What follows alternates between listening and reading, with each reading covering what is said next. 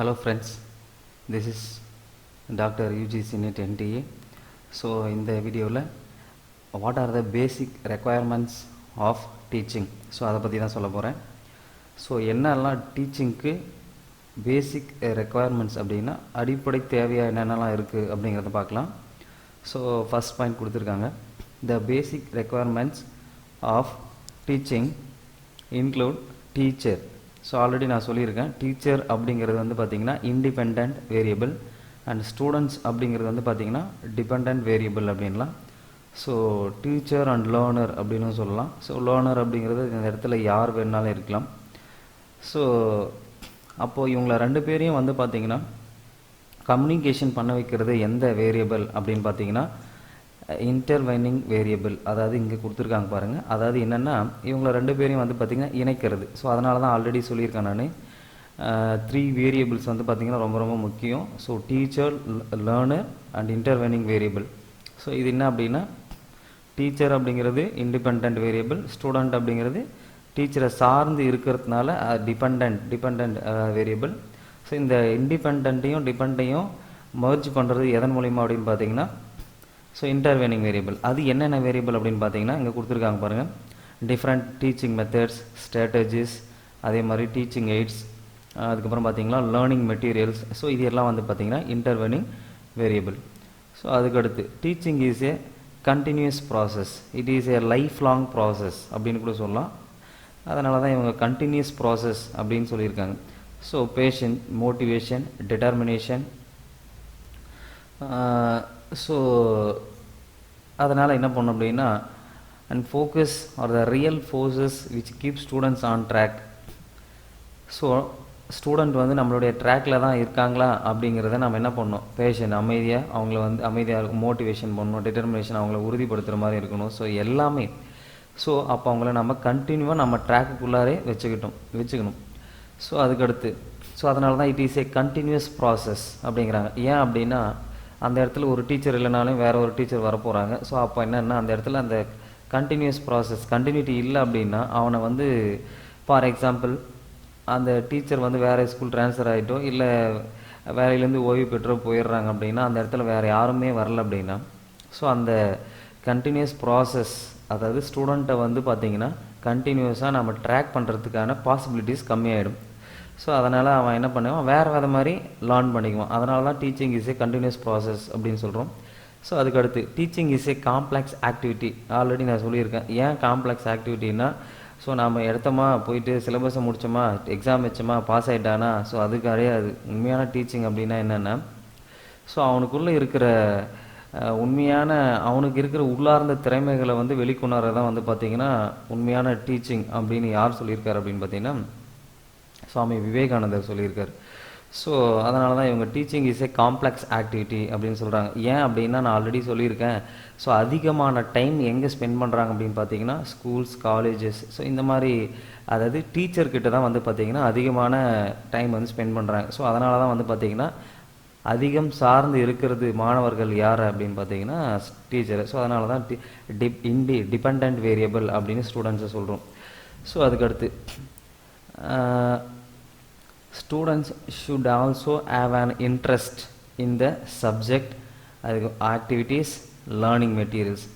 So இதெல்லாம் இருந்தாக்க வந்து பார்த்திங்கன்னா இதெல்லாம் வந்து பேசிக் ரெக்குவயர்மெண்ட்ஸாக இருக்குது டீச்சிங்கில். ஸோ சப்ஜெக்டும் இருக்கணும், ஆக்டிவிட்டீஸும் இருக்கணும், லேர்னிங் மெட்டீரியல்ஸ் இருக்கணும். ஸோ அதுக்கப்புறம் அது கூட எல்லாமே வந்து பார்த்திங்கன்னா அவன் நிறைய பிரச்சனையில் வந்து உட்காந்துட்டு இருப்பான் ஒருத்தனும். ஏன் அப்படின்னா எல்லாரோட ஃபேமிலி பேக்ரவுண்டும் சரி, எல்லாருடைய ஃபேமிலியும் சேம் என்விரான்மெண்ட் இருக்கிறது இல்லை.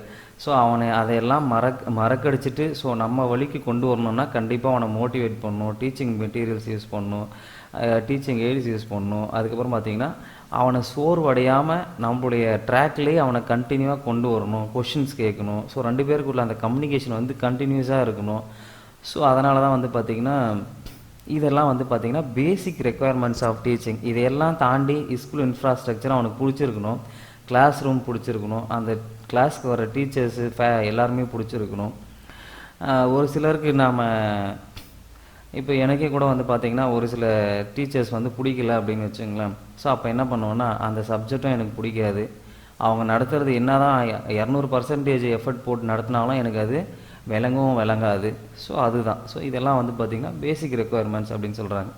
ஸோ அதுக்கடுத்து class room activity facilitates learning and helps the students retain information for a longer period.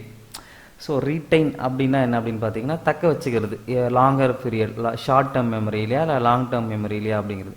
So இதுக்கு ஒரு நல்ல எக்ஸாம்பிள் என்ன சொல்லலாம்னா, லாங் டேர்ம் மெமரிக்கு எப்போயோ நம்ம சின்ன வயசில் படிச்சிருக்கிறப்ப ரைம் சொல்லி கொடுத்துருப்பாங்க டீச்சர்ஸ்.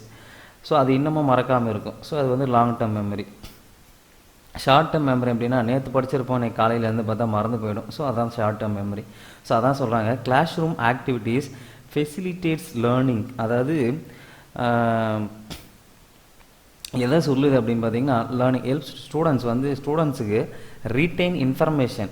ஸோ அவங்க ரீட்டைனாக தக்க வச்சுக்கிறது அப்படின்னு சொல்லுவோம். அவங்க வந்து தக்க வச்சுக்கணும் அந்த தகவலை லாங்கர் பீரியடுக்கு வந்து பார்த்திங்கன்னா தக்க வச்சுக்கணும். எதன் மூலிமா அப்படின்னு பார்த்தீங்கன்னா கிளாஸ் ரூம் ஆக்டிவிட்டி மூலிமா வந்து அவங்க அதை தக்க வச்சுக்கணும் அப்படின்னு சொல்கிறான். So there is need of continuous and comprehensive evaluation. So அதாவது ஒரு கண்டினியூஸ், அதனால தான் இப்போ சிஐஏ டெஸ்ட் அப்படின்னுலாம் சொல்லுவாங்க. எதுக்கு அப்படின்னா அவனை கண்டினியூஸாக வந்து நம்ம மானிட்டர் பண்ணுற மாதிரி தான். ஸோ எந்த அளவுக்கு அவன் உள்வாங்கியிருக்கான் அந்த சப்ஜெக்டை அப்படிங்கிறது தான். So there is a need of continuous and comprehensive evaluation so as to assess. அவனை வந்து என்ன பண்ணுறான், assess the performance. அவனை வந்து மதிப்பீடு செய்கிறோம் of the students and suggest remedial measures for improvement. Remedial அப்படின்னா என்னென்னா சடனாக எடுக்கிறது. ஃபார் எக்ஸாம்பிள் வெள்ளம் வந்து அடிச்சுட்டு எல்லாரும் அடிச்சுட்டு போயிட்டு இருக்குது. சடனாக வந்து அந்த இடத்துல நாம் என்ன முடிவு எடுக்கிறோமோ அதை தான் ரெமிடியல் மெஷூர்ஸ் அப்படின்னு சொல்லுவாங்க. ஸோ அப்போ என்னென்னா எதுக்காக இந்த கண்டினியூஸ் அண்ட் காம்ப்ரஹென்சிவ் எவாலுவேஷன் அவனுக்கு தேவைப்படுது அப்படின்னா, அவன் எந்த அளவுக்கு சப்ஜெக்டில் இருக்கான், அதே மாதிரி அவனுக்கு எந்த அளவுக்கு இம்ப்ரூவ்மெண்ட் இருக்குது கம்பேர் அதர் நல்லா படிக்கிற பசங்களை கம்பேர் பண்ணுறப்ப எல்லாரும் ஒரு பர்சன்டேஜில் இன்க்ரீஸ் ஆகிருக்கிறாங்களா, இல்லை நெகட்டிவில் இருக்கா பாசிட்டிவில் இருக்கா அப்படிங்கிறத அவனோட அசஸ் பண்ணுறதுக்காக தான் இந்த கண்டினியூஸ் அண்ட் காம்ப்ரஹென்சிவ் டெஸ்ட்னுவாங்க. அதாவது யூனிட் டெஸ்ட் வைப்பாங்க. அதுக்கப்புறம் பார்த்தீங்கன்னா 10%, 50%, 100% இந்த மாதிரி சம் அப்படின்னா என்ன, ஒரு சாப்டர் வைப்பாங்க, அதுக்கப்புறம் 2 சாப்டர், அதுக்கப்புறம் 3 சாப்டர், அதுக்கப்புறம் 4, அதுக்கப்புறம் 5, அதுக்கப்புறம் இருக்கிற ஓவரால் ஒரு ஃபஸ்ட்டு எல்லா சாப்டரையும் எழுதிட்டு அதுக்கப்புறம் 2 சாப்டர் இல்லை அதுக்கப்புறம் 3 அந்த மாதிரி. ஸோ அதனால தான் எதுக்காகனா to assess the performance. So assess அப்படின்னா மதிப்பீடு செய்யலாம் அவனை வந்து எந்த அளவுக்கு அவன் க்ரோத் ஆகியிருக்கான் அப்படிங்கிறது. ஸோ அதுக்கு அடுத்து டிசிப்ளின் இஸ் அன் இம்பார்ட்டன்ட் ரெக்குவயர்மெண்ட்னா தேவை, டிசிப்ளினா ஒழுக்கம் உங்களுக்கு தெரிஞ்சது தான் ஆஃப் டீச்சிங். ஸோ ரொம்ப ரொம்ப முக்கியமானது இது அப்படின்னு பார்த்தீங்கன்னா நாலேஜ். இதுக்கு ஒரு எக்ஸாம்பிள் எல்லாருக்கும் தெரிஞ்சது சொல்லுவாங்க. டிசிப்ளின்னு எழுதிங்க, நாலேஜ்னு எழுதிங்க, கவுண்ட் பண்ணி பாருங்கள். நாலேஜ் இப்போ டிசிப்ளின் அப்படின்னா நம்ம ஆல்ஃபாபெட்ஸில் இருக்கிற டோட்டல் லெட்டர்ஸில் டி வந்து பார்த்தீங்கன்னா ஏபிசிடி 4th லெட்டர், அப்போ 4, அப்போ ஐ எத்தனாவது இடத்துல இருக்குது. அது மாதிரி டிசிப்ளினுக்கும் நாலேஜுக்கும் போட்டிங்கன்னா டிசிப்ளின் தான் வந்து பார்த்திங்கன்னா 100% வரும். ஆனால் நாலேஜ் வந்து பார்த்திங்கன்னா கம்மியாக தான் வரும். என்ன ரீசன் அப்படின்னா, அதாவது ஒழுக்கம் இல்லாத, அதனால தான் சொல்லியிருப்பார் திருவள்ளுவர் என்ன அப்படின்னா, ஒழுக்கம் இல்லாத கல்வி எப்பயுமே உயர்வு தராது. அவன் வந்து பல கோடி ரூபாய்க்கு அதிபதியாக இருந்தாலும் சரி, எப்படியாப்பட்டவனாக இருந்தாலும் சரி, ஒழுக்கம் இல்லாத கல்வியும் சரி, ஒழுக்கம் இல்லாத செல்வமும் சரி, ஒழுக்கம் இல்லாத சேர்த்து வைக்கப்பட்ட எல்லாமே வந்து பார்த்திங்கன்னா உயர்வு தராது அப்படிங்கிறது தான், வேற ஒன்றும் கிடையாது. அதனால தான் discipline is an important requirement of teaching அப்படின்னு சொல்கிறோம். ஸோ இந்த ஆப்சன்ஸ் ஆஃப் டிசிப்ளின், ஒருவேளை அந்த இடத்துல டிசிப்ளின் ஆப்சன்ஸ்னால் என்ன, இல்லாமல் போயிடுச்சு அப்படின்னா இந்த class the teacher will not able to teach students. So அப்போ டீச்சர் அந்த இடத்துல என்ன பண்ண முடியாது, கண்டிப்பாக டீச் பண்ண முடியாது. No matter how qualified is. அதாவது நான் பிஹெச்டி முடிச்சிருக்கேன், அப்போது பிஹெச்டி முடிச்சிருக்கிறேன் அப்படிங்கிறதுக்காக போயிட்டு அவன் டிசிப்ளின் இல்லை கிளாஸ் ரூமில் நம்மளால் டீச் பண்ண முடியாது. ஸோ அதனால சொல்கிறான், நீங்கள் எவ்வளோ பெரிய குவாலிஃபைடானா இருங்க, எவ்வளோ பெரிய ஜாம்பாவானா இருங்க, ஆனால் கிளாஸ் ரூமில் டிசிப்ளின் இல்லை அப்படின்னா அவர் எப்படியாப்பட்ட டீச்சராக இருந்தாலும் அந்த இடத்துல வந்து டீச் பண்ண முடியாது. இந்த options of discipline there is no teaching process. அந்த இடத்துல டீச்சிங் ப்ராசஸே இருக்காது, நடக்காது அப்படின்னு சொல்கிறாங்க. ஸோ அதுக்கடுத்து class room environment should be such that it encourages the effective communication and interaction. அதாவது என்னென்னா கிளாஸ் ரூம் என்விரான்மெண்ட் வந்து பார்த்திங்கன்னா எப்படி இருக்கும், எஃபெக்டிவாகவும் இருக்கணும் அண்ட் இன்ட்ராக்ஷனும் இருக்கும் அப்படின்னா, அப்போ அவனுக்கு அந்த கிளாஸ் ரூம் என்விரான்மெண்ட் வந்து பார்த்திங்கன்னா எஃபெக்டிவ், அதாவது இந்த process effective communication and interaction இருக்கணும் அப்படின்னா இன்டர்னவை நீங்கள் ஞாபகம் வச்சுங்க 2. ஸோ அப்போ அந்த 2ன்றது யார்? Teacher and students. ஸோ அந்த இடத்துல எஃபெக்டிவாக கம்யூனிகேஷன் இருக்கணும் அப்படின்னா கண்டிப்பாக கிளாஸ் ரூம் என்விரான்மெண்ட் வந்து அவனுக்கு பிடிச்ச மாதிரி இல்லைனாலும் அட்லீஸ்ட் சாட்டிஸ்ஃபைட் ஆகிற அளவுக்கு இருக்கணும். ஏன் அப்படின்னா இப்போ கிளாஸ் ரூம் நடந்துகிட்டே இருக்கும், பக்கத்தில் வந்து பார்த்தீங்கன்னா ஏதோ வடை போண்டா பஜ்ஜி மக்காச்சோளம் இதெல்லாம் விற்றுட்டு கத்தி சொல்லிட்டு போகிறான்னு வச்சுங்களேன்.